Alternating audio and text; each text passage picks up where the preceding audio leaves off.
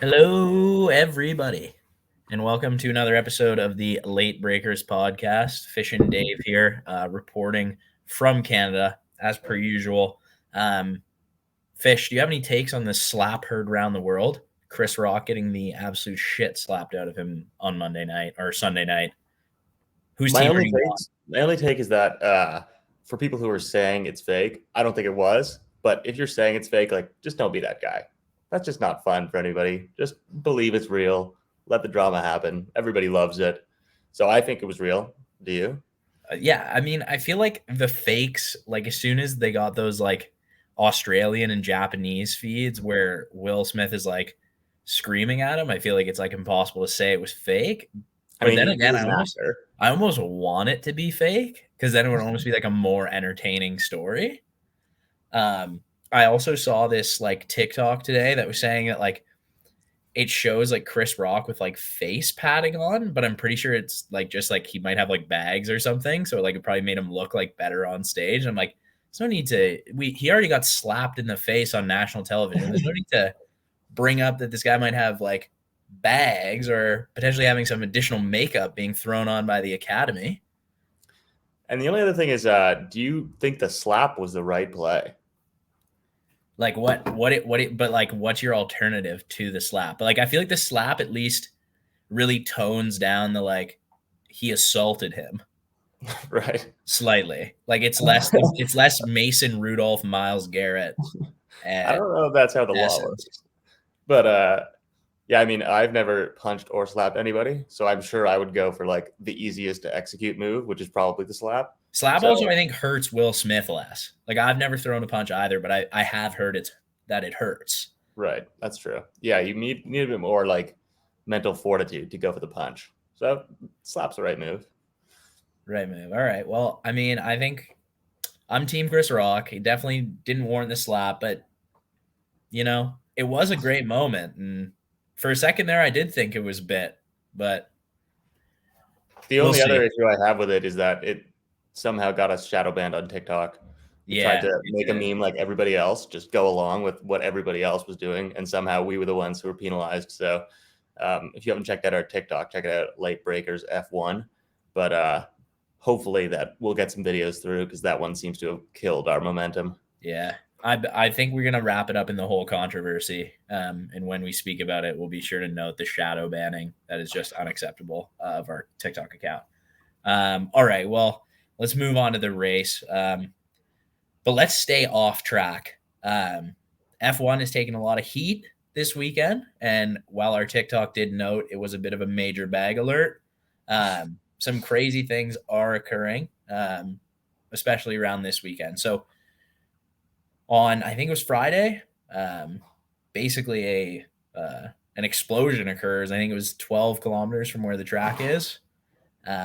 Yet the race goes on, and I think this just snowballs into the bigger issue of why is F1 in Saudi Arabia, with various human rights issues that occur in the region. The fact that it's practically an open war zone at this time, yet F1 is racing and putting drivers, employees, teams at risk for the bag. Really,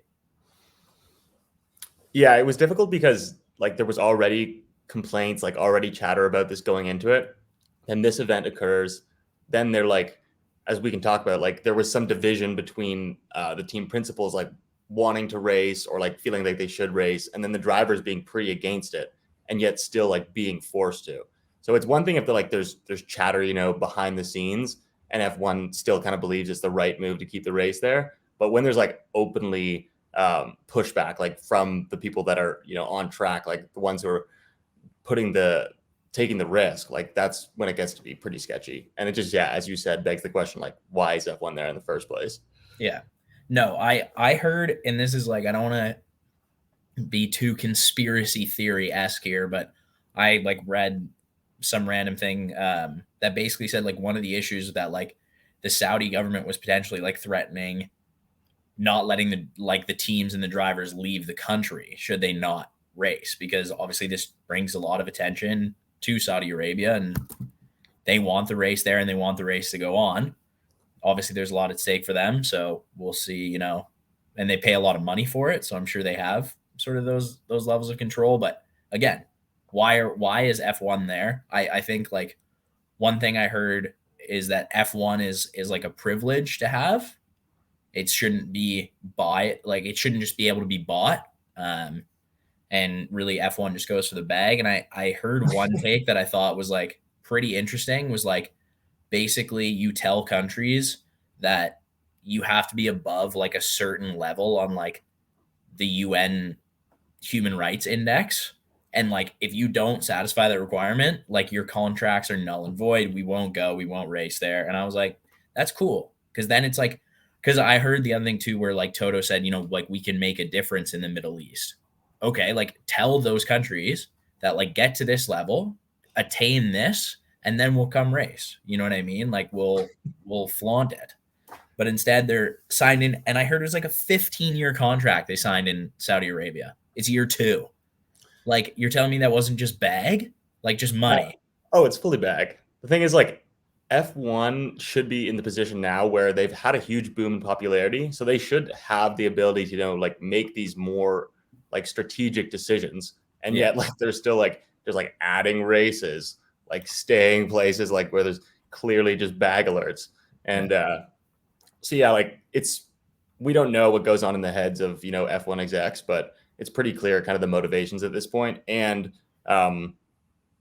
it's their job to, make money for the sport and be able to like push it back into the systems and the drivers and things like that. So on some level that is their job, but on the other level, like obviously protection and like producing a sport that has a reputable brand should be above that. And so this is where like they're just kind of getting into the tarnished area there. Yeah, that's like, I think every sports fan can agree and like knows that at the end of the day, all of these organizations are like for profit. Everyone that's running the show is making a ton of money. And like most of the time, fans know it. It's like when, for example, when the NFL adds a 17th game, when the NFL adds playoff teams, that's all for money. Like we know that, but we like it because we get more football, and it's fine. And we're like, whatever, kind of sucks for the players, but as fans, we enjoy it. And you can be selfish and we'll let you get away with it. But in this case, it's like you're being selfish, but you're just like so blatantly doing it for money and doing something stupid, putting everyone at risk, like basically just showing the world, if you have enough money, you can buy us. Like we are for sale. And I think it hurts the brand. I don't know what they're doing there.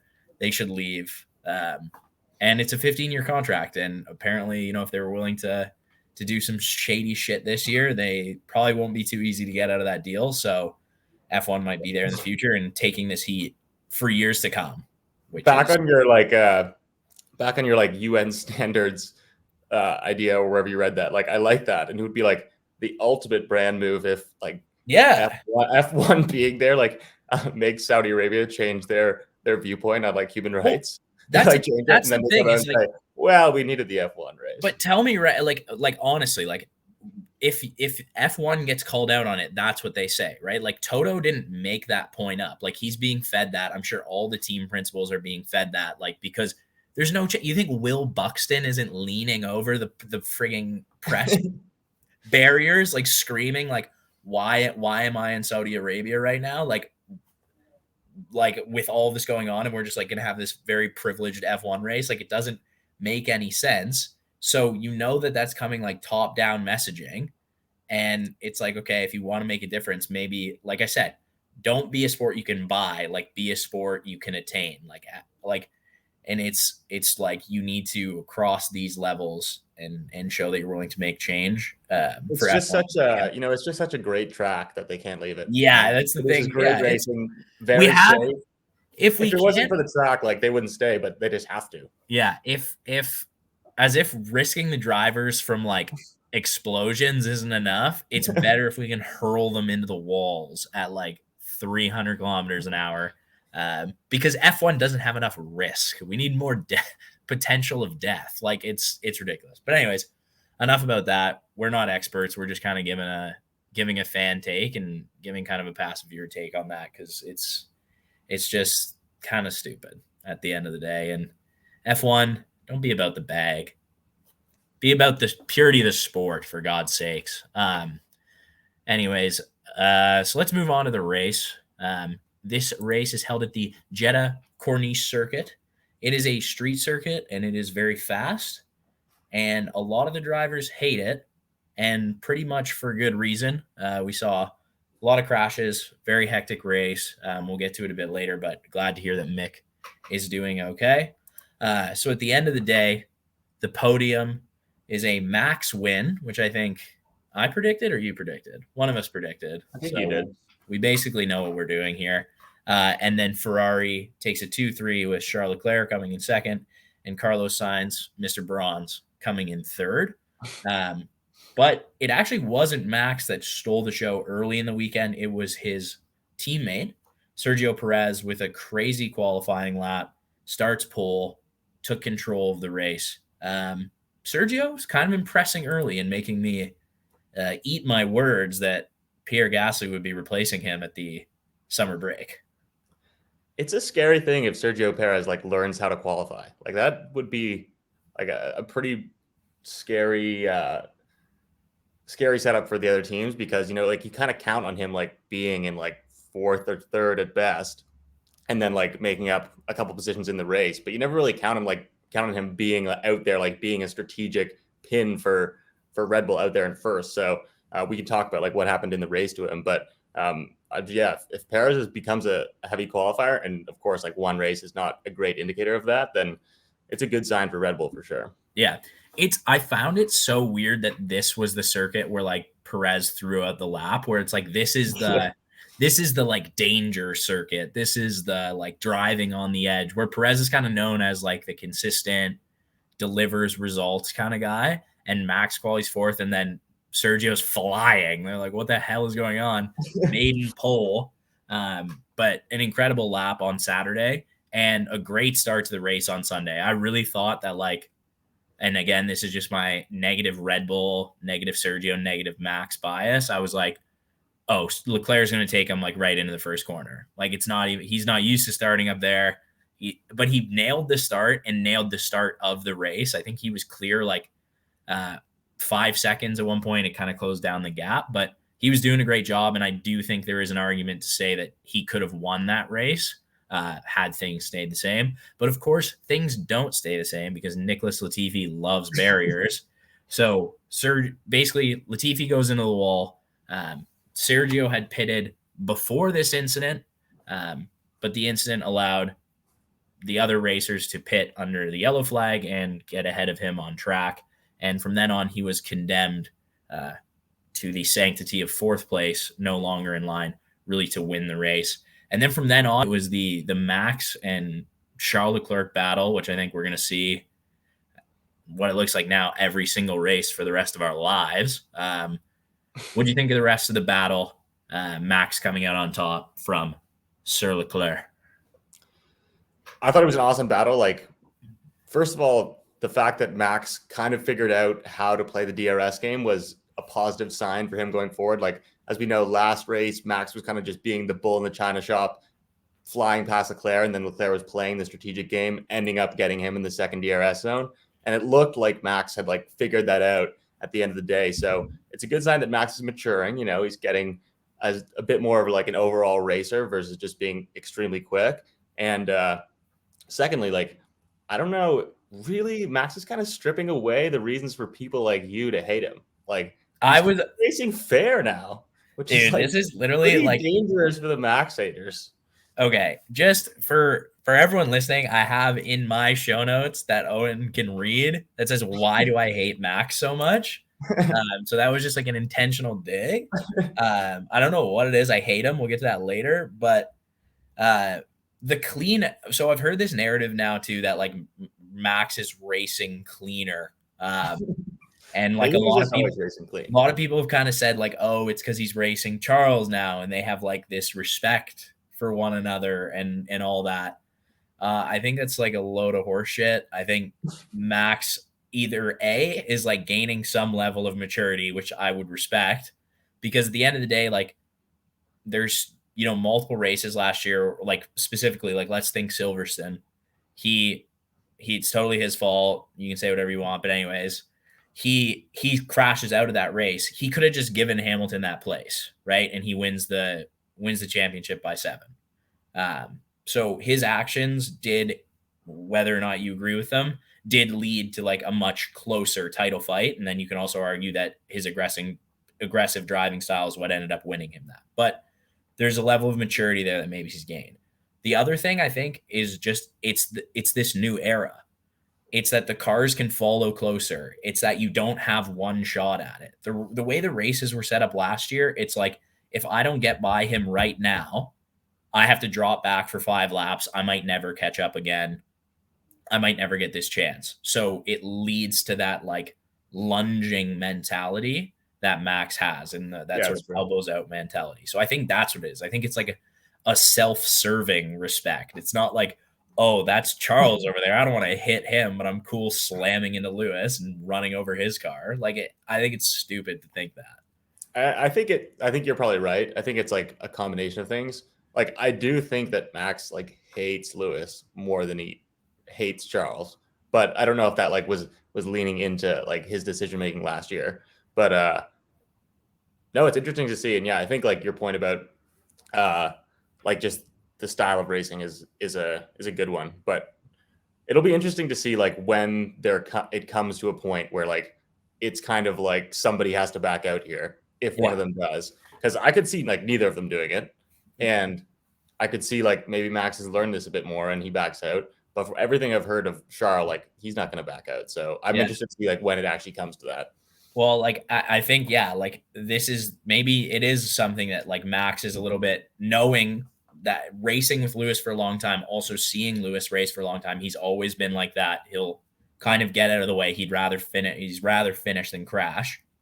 Where Max is carded with Charles, and I think like at this point, everyone's seen the clip where they're kids and Max is complaining and freaking out about the accident on track, and then Charles is just like, just an incident on track, like, and doesn't give a flying fuck, kind of like a psycho. So maybe Max has this understanding of Charles that we don't, but I think it's kind of like all hooey, and I think it's just Max adapting to the new regulations. But one big thing that you hit on, and something we saw in Bahrain and then here, is basically the idea of these two playing a game of DRS chicken. So that's the term that's getting thrown around, where basically it's more advantageous to actually be in second place when you get to the DRS detection zone so that you have DRS going down the straight. So it comes to a head in this race where at one point they literally both slam on the brakes and both lock up trying to be the last one to the line, or the second one to the line. Charles ends up just driving away, noticing that he can create a gap there, so he gets away with it. But sooner or later, this comes to pass where Max is second to the line, but he's kind of goaded him into it, and then he blows right by him. What are your thoughts on DRS chicken? Because it's basically 2 weeks in a row. And are we going to start seeing this every race? Like, it seems weird in an F1 race that the optimal strategy is to slam on your brakes and be slower than someone intentionally. Like, you know how there's it's almost like a disconnect between the sport and what's going on track. Yeah, I think it's like we'll have to wait to see if it like there's more races that end up like this. But the fact that it's been 2 in a row now is going to give like a lot of fuel to like the DRS haters out there, because it actually like is a pretty tough look for the sport for sure. And like the DRS, like a lot of people wanted DRS to be taken out when these new regulations came in. They said this should fix the problem in itself of the cars behind not being able to overtake. It's been kept in, and I do think it like adds to the excitement of races because we all want overtakes. But if it goes on and like 10 races in the year are won by somebody like waiting to try and grab the DRS in the last straight, like I think it'll lead to like potentially a rule change there, or like some other thing within the cars that will allow overtaking more easily, because like there's already a lot of people that are anti-DRS because they don't think it's like pure for the sport, and now it's like becoming like a huge tactical thing. Yeah, that's where I kind of struggle with it too. Is it's like I like DRS because especially like before in the old cars, that was like literally the only way to pass someone sometimes and in some races. But now it does seem almost kind of like cheat code-esque. Like, Yeah. and I think you're totally right that this could come to a point, and where I struggle with it, where it's like, let's say I'm Charles and I'm leading a race and I'm up 2 seconds in the first sector. And I kind of like, Max has been gaining on me, but I'm just keeping him out of DRS. Why don't I just slow down? Let him buy me earlier. Like, Yeah. just kind of like let the pass happen earlier and then I can go by. It's kind of like if you're playing Mario Kart with your friend and like you're driving out front and they're intentionally being in last so they can like bullet bill by you at the end. Right. And if that's the optimal strategy, I don't necessarily think people would not do it, Yeah. So that's kind of my concern and like what I wrestle with. It's like I enjoy it. I enjoy the entertainment value, but it is also weird to think that I don't want people gaming it, basically. I almost want like Yeah. DRS to be pure in some way. And I don't mean, know how they can enforce that. The good thing is that like the only reason this is an issue is because the cars are like incredibly close on pace. Like if one of the cars was much faster, DRS would not be an issue. The fastest car would win the race. But because these two are close, which is a good problem to have from like an excitement perspective, this is now becoming like an issue where they're kind of close at the end of races. And so, yeah, like I think it's like the type of thing that you don't cause too much of an issue with it until it becomes a big issue. It's only been a couple races. There have been really exciting battles. And so, yes, it's kind of like a weird technicality, but at the end of the day, like it's produced good racing. So I'm fine with it for now. Yeah. I definitely think it's fine. The other thing too is I think both of these tracks exacerbate the issue because they have two basically back-to-back DRS zones, both on like fairly long straights. So it's kind of like use the first one to catch up, but don't pass. Yeah. And then be ready to take on the second one. So in different tracks where the DRS is set up slightly different, where there's less DRS zones, this may not be an issue. It's just something that has been an issue and could potentially come up. The only other thing too, I think, is it is kind of dangerous. Like when they both locked up there, like what if Charles was in front and like they happen to be side by side, but what if like Charles is in front, he slams on the brake and Max drives like right through the back of him? Like this kind of happened last year with Hamilton and Verstappen because that's what Max was trying to do last year in Saudi Arabia when he was giving the place up. He wanted to give it up right before a DRS zone, and that's when he slowed down. So it's kind of the same idea. I don't want anyone getting hurt, and like I think that unfortunately might have to happen to create some rule change, which is also unfortunate, but a reality. They have that thing in Formula E where you can like use a power boost, but it's only a certain number of times within a race. And that like might be something that they end up doing where like you can use DRS, but you have to be tactical about it. Like you only have a limited number of times, and that would maybe like solve the issue of both these guys knowing it's available for whoever is going across the line second. We're also big Formula E guys. Yeah, huge Formula E. Will DeVries. This is a Will DeVries podcast. I don't even know if he's still racing in Formula E, but if he is, huge Will DeVries podcast. Shout out to that lad. We've watched one E-Prix, and it was the time of our lives. Our ears are still ringing.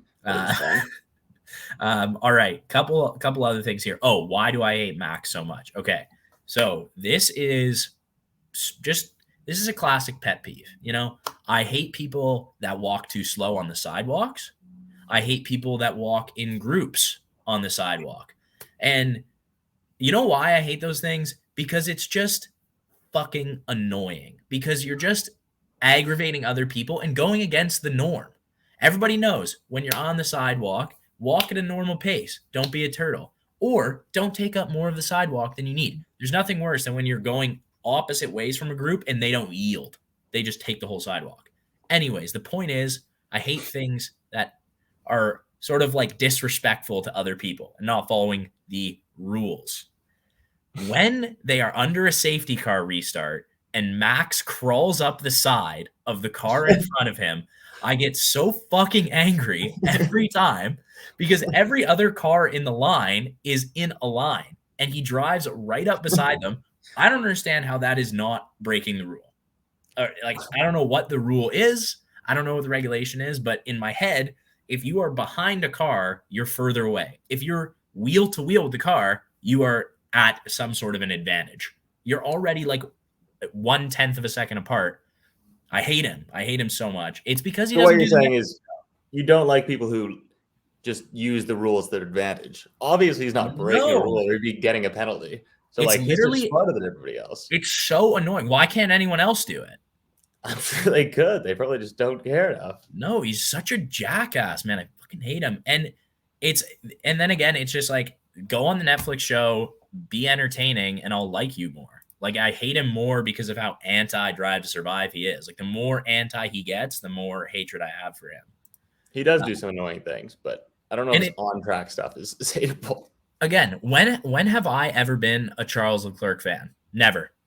Not once in my life have I been a fan. I am legit like screaming for him to win these races because I hate Max so much. It's just crazy at this point. It sounds like a you thing. I don't know what it is, but I can't get over it. Okay. Anyways, let's move on. Glad we got that out there. The one thing I am excited about though is like a Max win is good for the sport in terms of creating a championship sort of fight. Although I will note he is in third behind Carlos Sainz. So that's huge. I'm sure Carlos that'll Sainz last. is the primary contender at this point for the Drivers' Championship. So deal with that. Carlos Sainz is a magnet to third that he finishes every race, so I'm sure he'll find his way there in the Drivers' Championship too. One thing I do want to note also for Charles, he comes in second with the fastest lap. However, he got the fastest lap under yellow flags, which is interesting. Apparently, like a bunch of the field also logged their fastest lap under yellow flags. I think it was like Magnussen and someone else. Little fishy. I'm just going to throw it out there. If I'm Red Bull, and it's tied on points at the end of the year, Horner's going to be throwing an absolute shit fit. So the FIA should have been more on that. But it just seemed weird that like it was almost one of those things where like everybody broke the rules, so nobody broke the rules.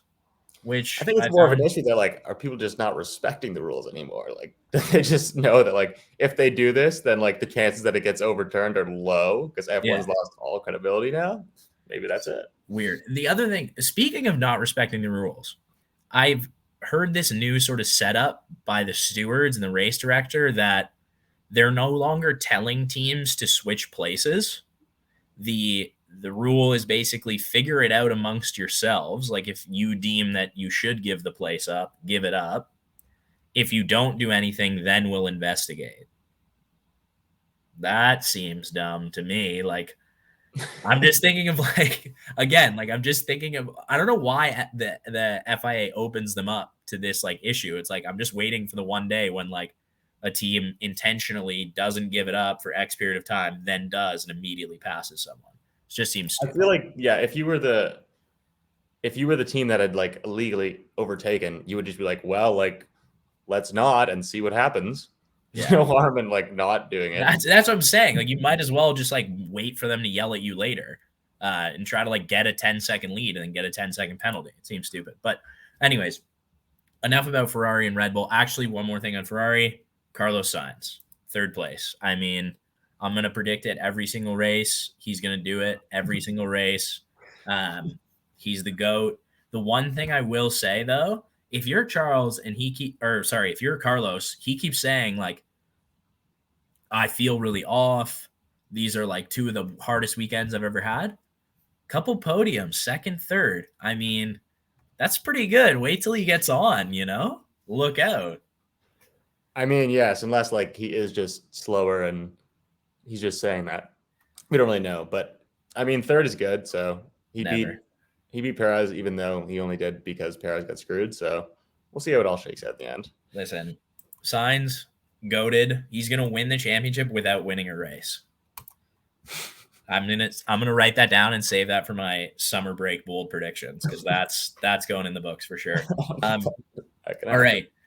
Last of the sort of top three, although they may be fading into the midfield, we'll have to address that soon.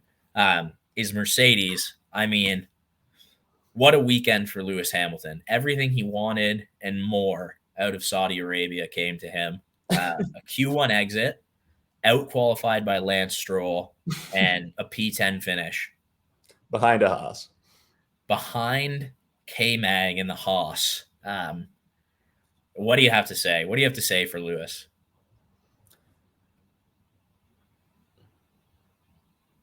My only thing on Lewis is that, like, he has been saying all along that, like, they just aren't that quick. But to be like this far behind George even is just like a scary thing. Like, you kind of think Lewis is the guy who always figures it out, and like maybe he will in the end. But like having him go out in Q1 was just like, I didn't even expect it. And there was 2 cars that like didn't even make it out of this session. So like he got beat by pretty much everybody. And like the car can't be that slow. So it begs the question, like, is Lewis only good in a fast car? Is he only good when, when everything is there set up for him, when his mental side is like ready to go at the front of the grid? But I'm sure he'll get it back. And like I don't like when Lewis is not around. I like him at the front fighting. So at least he like put in a good performance in the race, which is nice to see. Now you're just trying to hot take it up to piss me off.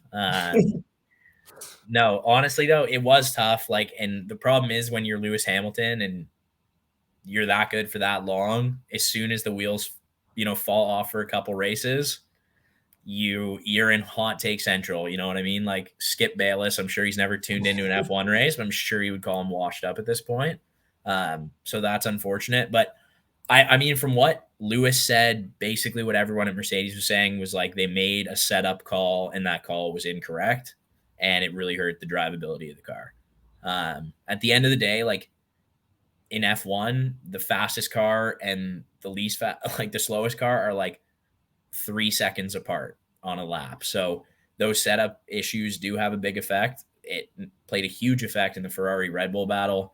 And I don't know what Lewis was on when he picked his setup, but he probably should have just gone with whatever George was having, because clearly George had the much better setup. So tough weekend from Lewis. An absolute all-star quote, though, from Lewis. He finishes 10th.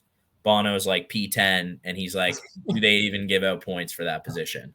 Like, I think that's so goated that he like has never even thought about finishing 10th so much that he does not know when the points end up. I like it. I saw that too. And like, I actually don't believe that he can't know, but like even saying it, even if he did know, is still like a hilarious thing. Yeah, so I think it's jokes. I think it's jokes. Again, it's just, this is blatant bias. And I'm more than willing to admit it. Everything Max does pisses me off, and everything Lewis does, I enjoy. And I'm just going to leave it at that. That's who I am, and you'll just have to take me for it. George, 5th place. I don't know. I don't have much to say. Pretty anonymous race from George. He was like too far away from the leaders to show on camera and not close to anyone behind him for most of the race. So he gets the Antonio Giovinazzi treatment today. He does slot into that role well, where he's just kind of like smooth. He's not going to like cause any problems. So he's just going to like hang around unless he's at the front.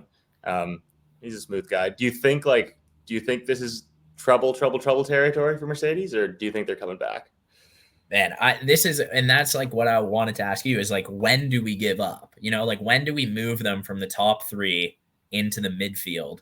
Because like they're losing to Haas's and Alphas. Like it's not a crazy discussion, but they are saying like we're gonna build upgrades. Like this car can be unlocked. All this stuff. If this was last year, I would give much less credence to those rumors and those ideas, because it's like you've had these regulations for 8 years. If you haven't figured it out yet, you won't figure it out.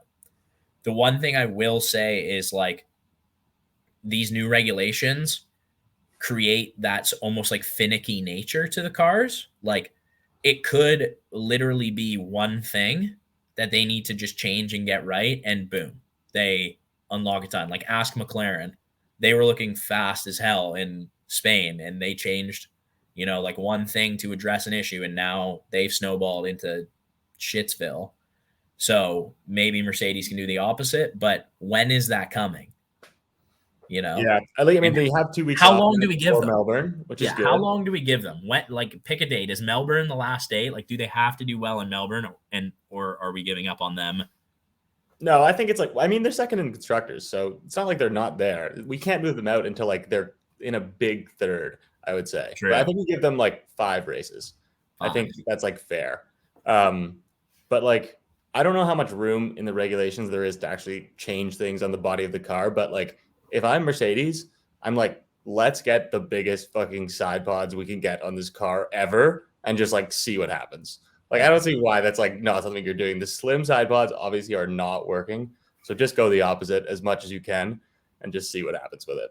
Honestly, I don't know what it is, but it's like at this point, they seem pot committed, which is stupid. A little sunk cost fallacy. We experts on that. We wouldn't dare succumb to it. But I mean, I do think that Mercedes wants to be Mercedes, and they want to like they thought this car would like be that sort of like Ferrari, like, oh, it's so different and it's so much better than everyone else's that I think they're just like, we're there, we can do it. One Yeah. thing, man, one thing, and this thing's gonna start flying. Which I honestly might be true. You never know. It could be, honestly. That's what I'm saying. Like these new regulations, they've just also started really driving these cars, right? Like, so I want to have faith in them. I'm not sure. Like it looks. The thing is it looks really bad.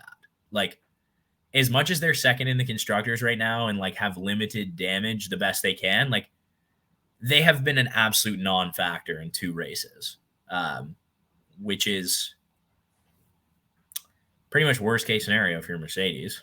I guess it could be worse, but and then their powertrain looks awful too. So even if they do fix the sort of porpoising issue, which is kind of crippling them right now, is their engine even going to be able to keep up with Ferrari and Red Bull when they do that?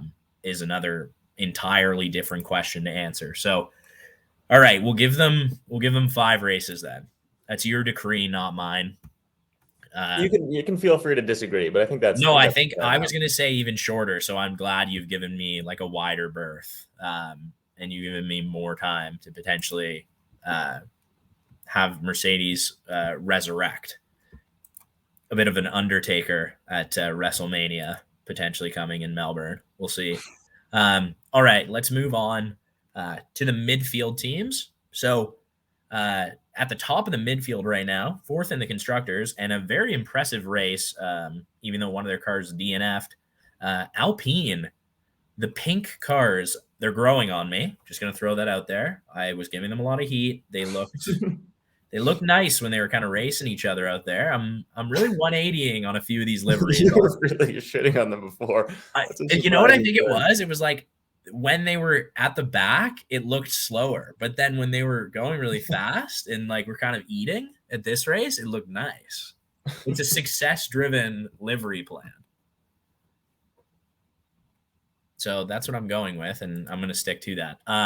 Anyways, so why Alpine is kind of getting a lot of spotlight on this weekend is they actually took up a majority of the camera time. Speaking of which, Sergio Perez, tough luck, like with the safety car, but they also didn't show him leading the race like at all.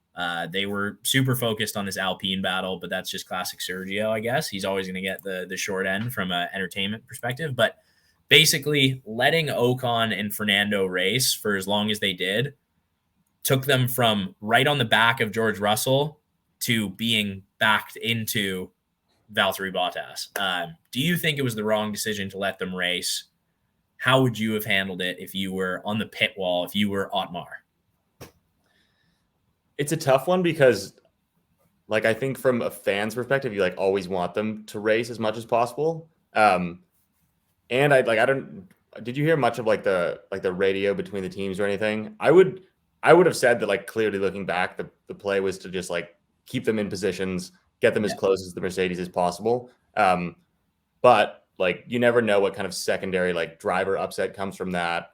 You never know like what other tertiary issues come. So I'm like a fan of letting them race, other than the fact that like it was clearly the wrong strategic move. So if I was Otmar, like maybe I would have kept them in position, but I'm like glad he didn't. Yeah, the question kind of comes down to like, are you an Alpine fan or are you like just here for F1, and like obviously you want to see them race because they're in the same car, like it's exciting and all that. So, and it was entertaining. Ocon a couple times almost killed Fernando. One time was super, super bad. Like literally could have been an absolute plane crash on the straight. So not ideal. But anyways, they didn't crash, so that's good. But I think team orders get a really bad rap from everyone. You know, there's a lot of negativity around them. But this is a really clear case where it's like Alpine basically, I do think that there was a legitimate chance for both of them to get ahead of George. Like they were on him, they were flying, they looked good.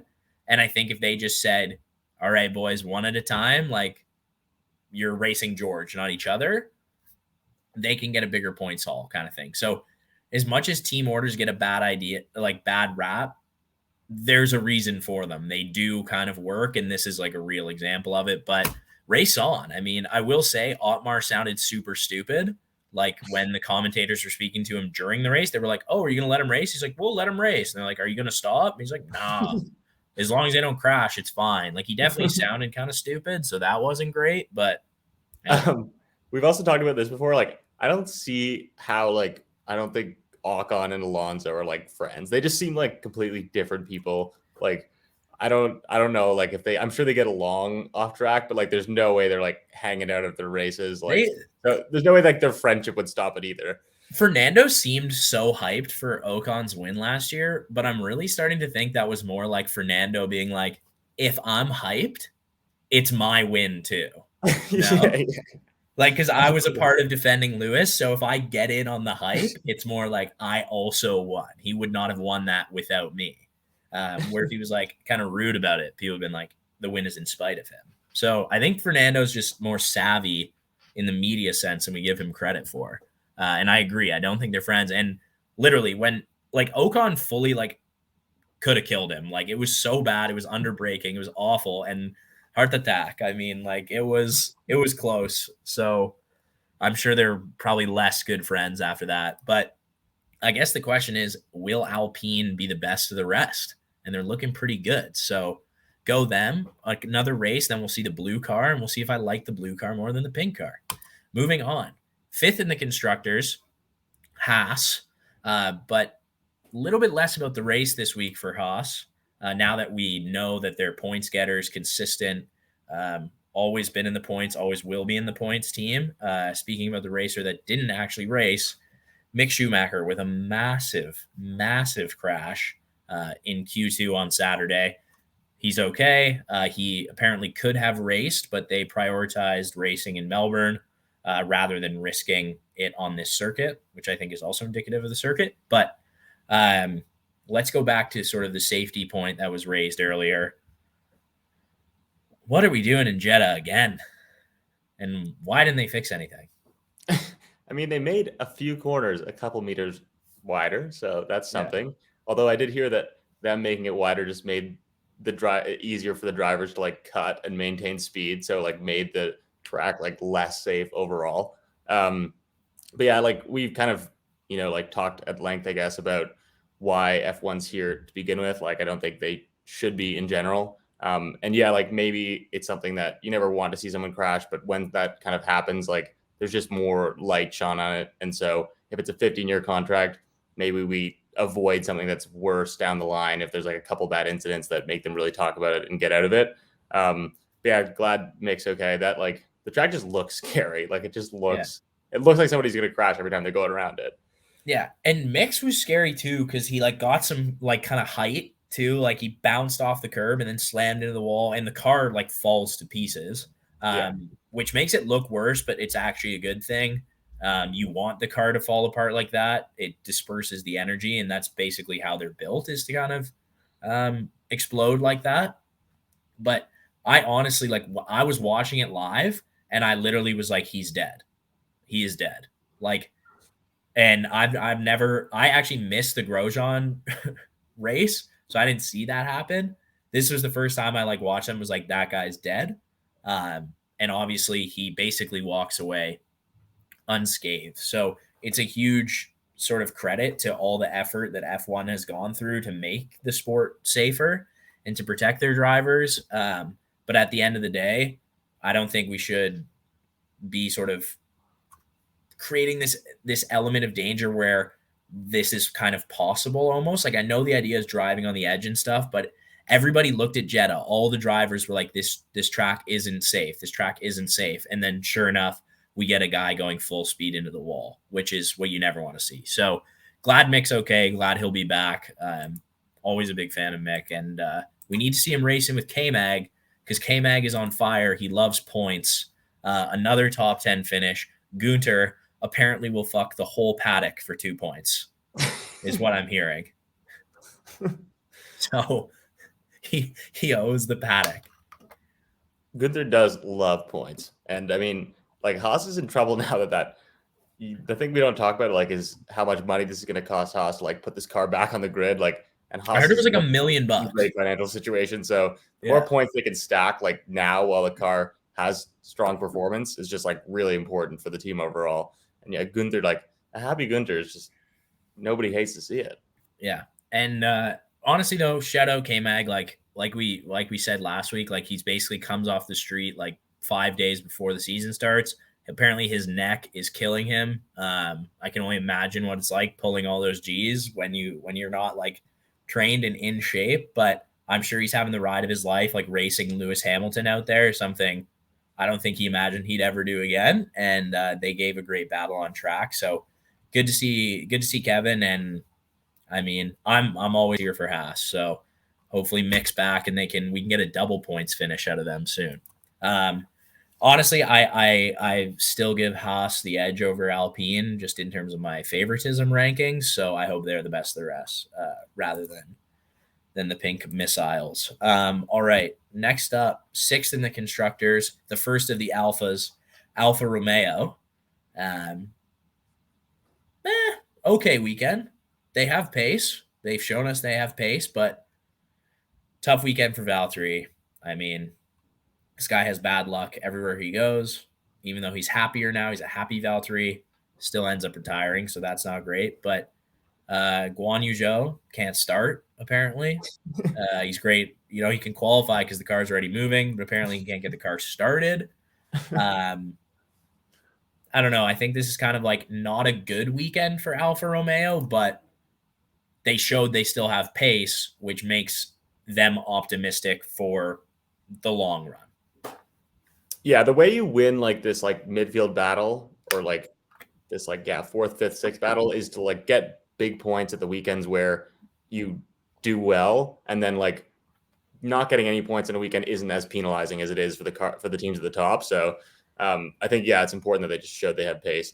And the only tough look is that like they have the Ferrari engine, Haas has the Ferrari engine, and Haas is just beating them. So that's like the same thing as like being in the same driver or the same car, the same machinery compared to your teammate. It's like they have the same engine, so it's just kind of a tough look for the team overall. Yeah, Haas is just putting it out there.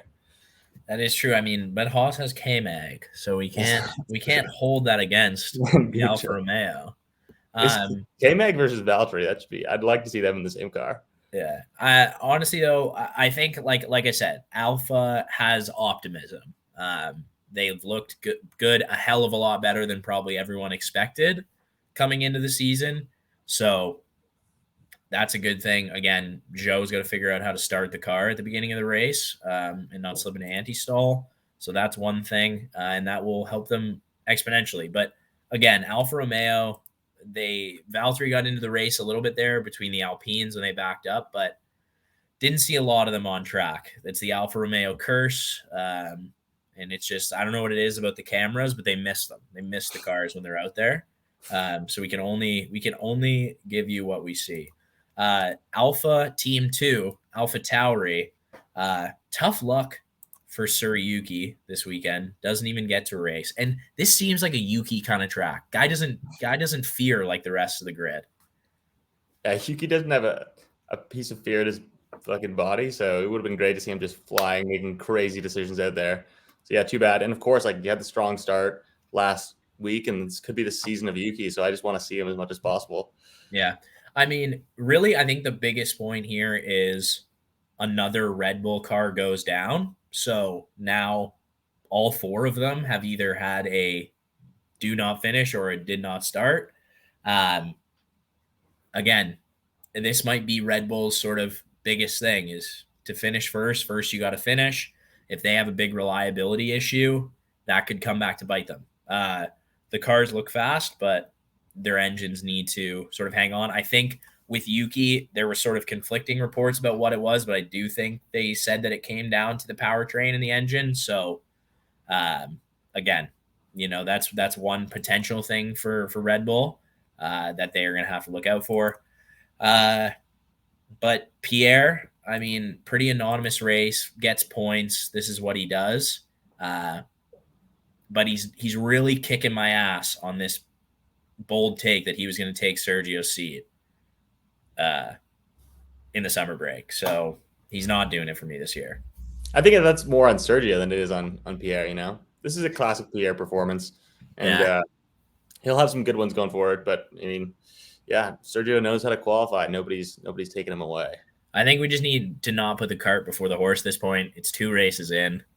Pierre just needs a weekend off, and then he's going to be out qualifying Perez on the regular. All right, let's go to 8th place in the Constructors, and still, I guess it wasn't as surprising this weekend, but surprising to see them this low. McLaren. Again, I mean, a tough weekend. Lando gets into the points this time around in a good drive from Lando, but no cars in Q3. Major issues. DR doesn't finish, so now we got a slow car and potentially an unreliable car. I don't know. What's next for McLaren? What are we gonna do? I was hoping that this would be like a one-off that happened last week. It would be like, oh yeah, like start of the season jitters and stuff. But this is arguably worse. Like I know they had a good finish with Lando, but like DR just not finishing them, like not looking fast in qualifying. Just like, I don't know. It's partially, I think, because obviously they have the Mercedes powertrain, but it doesn't look like they're like making the strides. But I think like this 2-week break will be very telling. We'll see what happens in Melbourne with like teams like Mercedes and McLaren. Like I think that's maybe when there's true worry. But yeah, as you said, like it's only 2 races in. We don't know, but this was pretty shit for them. Yeah. I think what's happened negatively to McLaren, again, gives me hope for the positive of Mercedes. Like McLaren looked super fast in first practice. I think Lando was P1 the first day. And we all know practice is practice, but still they had pace. They had an issue. To fix that issue, they had to change, I believe, like the ride height or something. And now basically they are toting a tractor around the Jeddah Corniche circuit. So again, I think they just need to find that fix, and hopefully we can see them towards the front because they're an exciting team with drivers that people want to see up at the front and competing and having a good time. So hopefully they can get back, and just like at the end of the day, this midfield like looks crazy and the racing is crazy. So we just want more good teams competing and fighting at the front. And hopefully McLaren can be one of those teams. Also, shout out to McLaren and Alfa Romeo for putting colors on the hubcaps. I really enjoy that. I think every team should be doing that and getting on that train. So, and also just one positive film though. Yeah, one positive for McLaren. I'm really coming around on the livery. I like it. I like it in action. I hated it in the stills. I hated the pictures, but when it's actually driving around, I feel like I am partial to the fun ones rather than the boring ones. So AlphaTauri down in my livery rankings, McLaren up. And so they just need to start going a bit faster, and you'll like me more. Exactly. A speed boost will be huge. All right. Moving out of the midfield and into the garbage tier, Aston Martin and Williams, both with 0 points. I mean, not a lot to talk about here other than the Canadian boys. I mean, Lance outqualifies Lewis Hamilton, so he's basically the GOAT, and then Alex Albon savagely drives into him. Just unbelievable. He must be jealous of his talent. Lance Stroll is a target out on the grid. People are jealous, and I don't know how we stop it. I don't know if the regulations can save him. I mean, I think it might just be one of those things that when you outqualify Hamilton, there's a target on your back, and he's just a bit too good.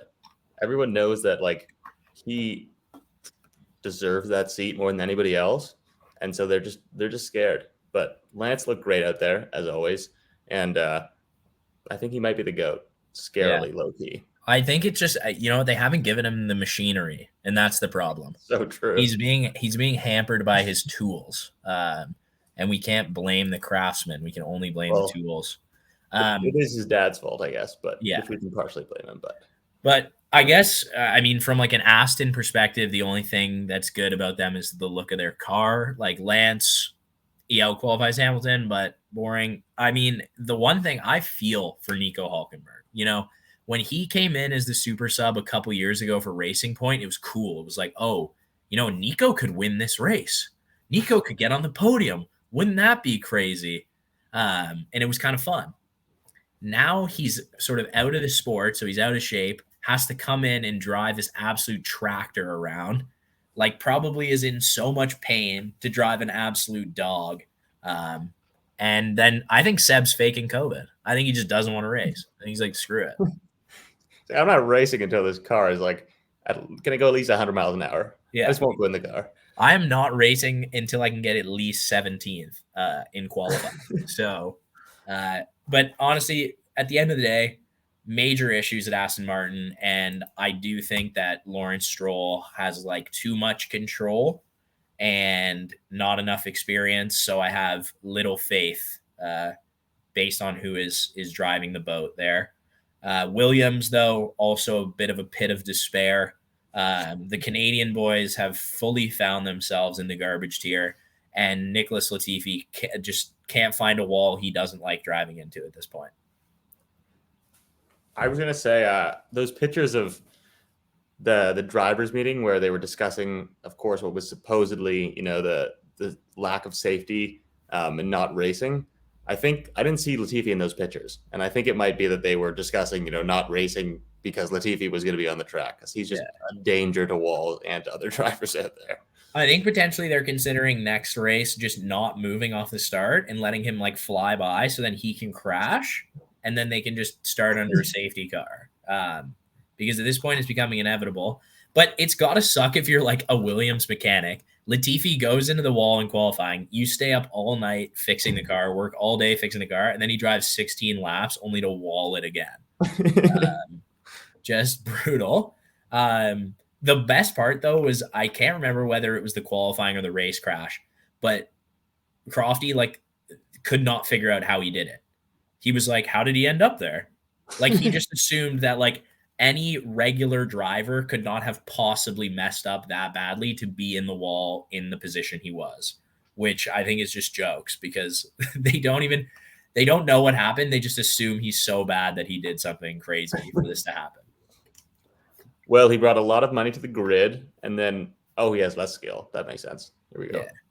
Yeah. It's honestly, it's tough. It's a tough look. Again, Canada, I feel like we have a really good reputation on the world stage. And then these two are just flying the banner all over the world, being an utter disgrace.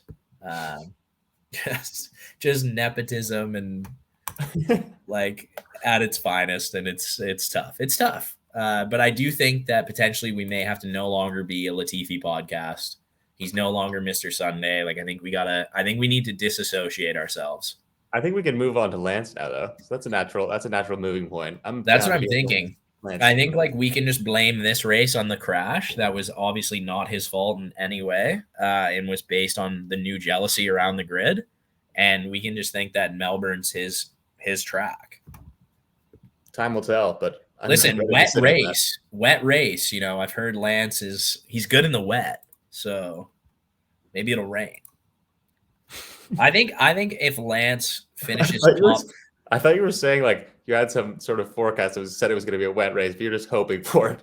No, I'm just hoping for it. Well, I just think if Lance gets into the top 10 or something, then we would have a funny segment. I also think that that Aston Martin is going to look pacey when it's wet. It's already kind of one of the shinier cars on the grid. It's going to look nice. It's going to look nice in the mist. It's peeking through the mist with the yellow. It'll look nice. All right. Last thing, I guess, Alex Albon. Unfortunately, he's driving for Williams these days, and I don't have a lot to say. He's looking better than Latifi. Yes, the career maker Latifi is doing his normal job. I guess one more note, and I wrote this down because I think it's funny, but it's kind of like a tragic funny. Basically, Williams went from like having the worst car on the grid to having the worst chassis on the grid, but a sweet engine so they could have good weekends.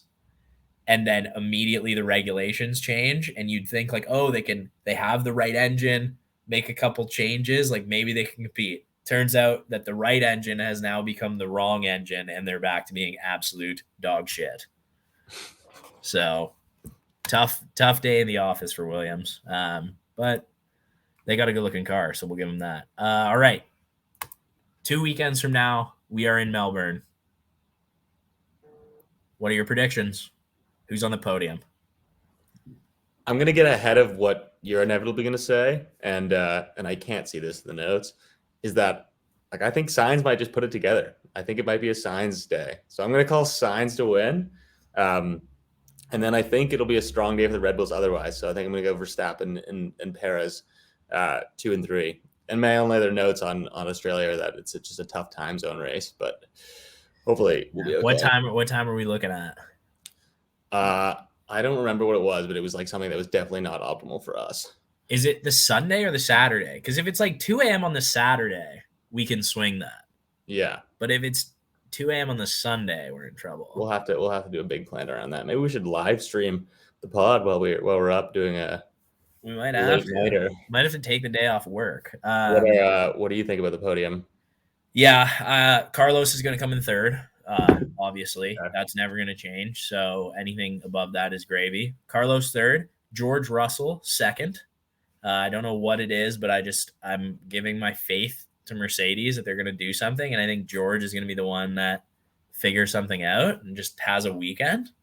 And then I'm going to go Max at 1. I think Max is a driver possessed all the time, and I don't think there's going to be a lot of DRS chicken. I think he's super pissed off that Perez outqualified him. That was not okay. That's going to come up in the drivers' meeting this week.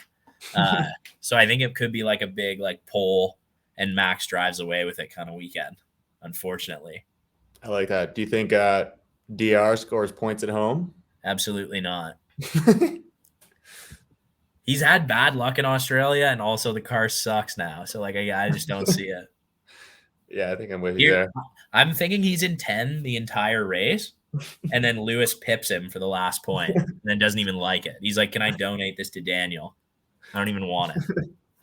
Unfortunately not, Lewis. You'll have to keep it. You have to keep his 10th place point. All righty. Well, I don't have anything else. Do you?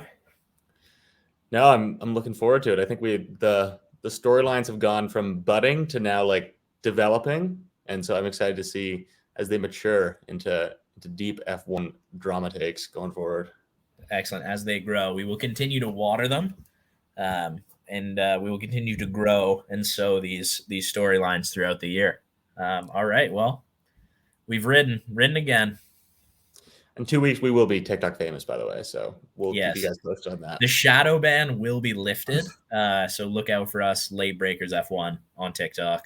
Best memes you've ever seen. Until then, stay safe, everybody. Much love. Cheers.